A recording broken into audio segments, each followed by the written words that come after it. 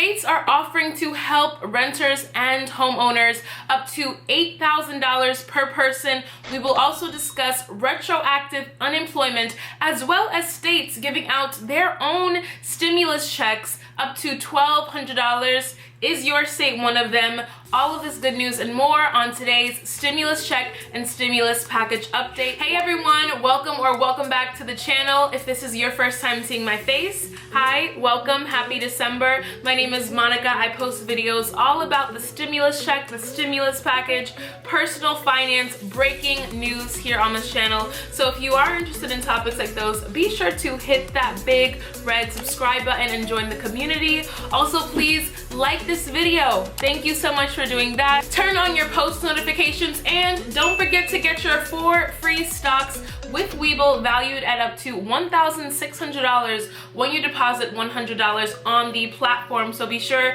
to hit that link in my bio. I have so many resources in my bio. And without further ado, let's hop right into your update for today. Let's start off with the stimulus package. Now, there is a lot of optimism about delivering a stimulus package before the end of the year in Capitol Hill. More congressional leaders are showing support for a bipartisan plan that is forming in the Senate. Now, McConnell and Pelosi finally sat down to discuss stimulus this week for the first time in months. And I do want to reiterate that this bipartisan stimulus bill is just a framework, it's just a baseline. So we can move from there. We can add stimulus checks, we can take away things, but don't lose hope for stimulus checks. House Speaker Nancy Pelosi and Senate Majority Leader Mitch McConnell spoke on the phone after Pelosi showed that she was willing to make major concessions in order to get a bill passed. Pelosi's spokesman announced the telephone conversation, tweeting that it was, quote,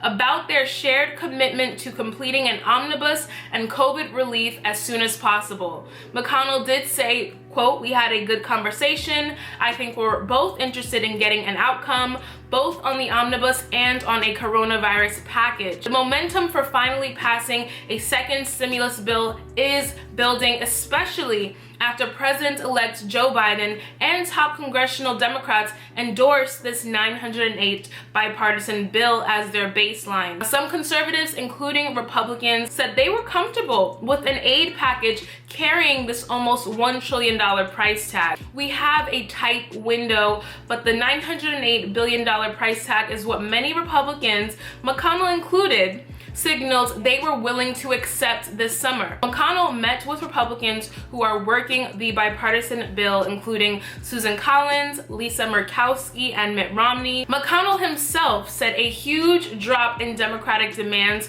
from more than $2 trillion, more than $3 trillion, to less than $1 trillion was, quote, at least movement in the right direction.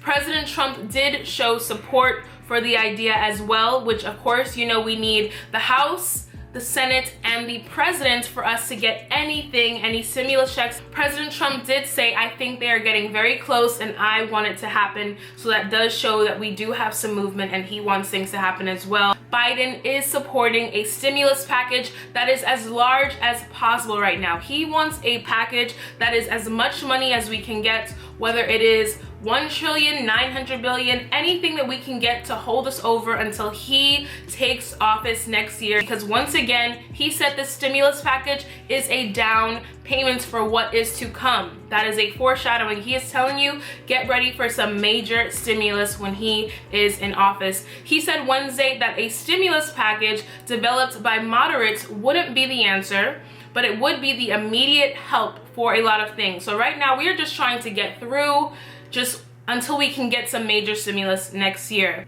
He wants a relief bill to pass Congress now, with more aid to come next year. Now, Pelosi and Schumer said, in the spirit of compromise, we believe the bipartisan framework introduced by senators yesterday should be used as the basis for immediate bipartisan bicameral negotiations. Now, as you may already know, Pelosi and Schumer want an additional $600 per week for unemployment benefits. This bill would include $300 per week in unemployment benefits. So as you can see here, they are definitely conceding, or slightly conceding. Now, Chuck Schumer did say, in the spirit of compromise, Speaker Pelosi and I believe that the bipartisan framework introduced on Tuesday should be used as a basis, as a framework for immediate bipartisan negotiations. It's the first time Pelosi and Schumer have shown a willingness to consider the idea, which is a top priority for McConnell. McConnell's top deputy, Senator John Thune, said GOP leaders might agree to merging the bipartisan proposal with McConnell's proposal. Any relief package would be attached to a $1.4 trillion year-end spending bill that is required to stop a government shutdown next weekend. Now, moving on to stimulus checks on the state level. Earlier this week, the New Mexico legislature passed a bipartisan relief bill that will deliver a one-time $1,200 check to all unemployed workers and give up to $50,000 to certain businesses. In Colorado, a special session scheduled for Monday will consider roughly $300 million in relief to businesses, restaurants and bars, child care providers, landlords, tenants, public schools, and individuals. In New Jersey and Washington state, Republicans push for special sessions. They want to direct more money to struggling small business owners and to the people. In Ohio, Governor Mike DeWine and legislative leaders pushed a $420 million pandemic spending package through a special bipartisan panel late last month that was funded through the CARES Act. It offered grants to small businesses, bars and restaurants, low-income renters, arts groups and colleges, universities. And lastly, moving on to help for renters and homeowners. Delaware residents, I have some good news for you. Your state is providing help for renters and homeowners with the DMAP and the DHAP programs. Delaware State Housing Authority is providing financial assistance for homeowners and renters who are struggling to make payments during this time. If you are a renter, please refer to the below information, the link in my bio on the Delaware Housing Assistance Program.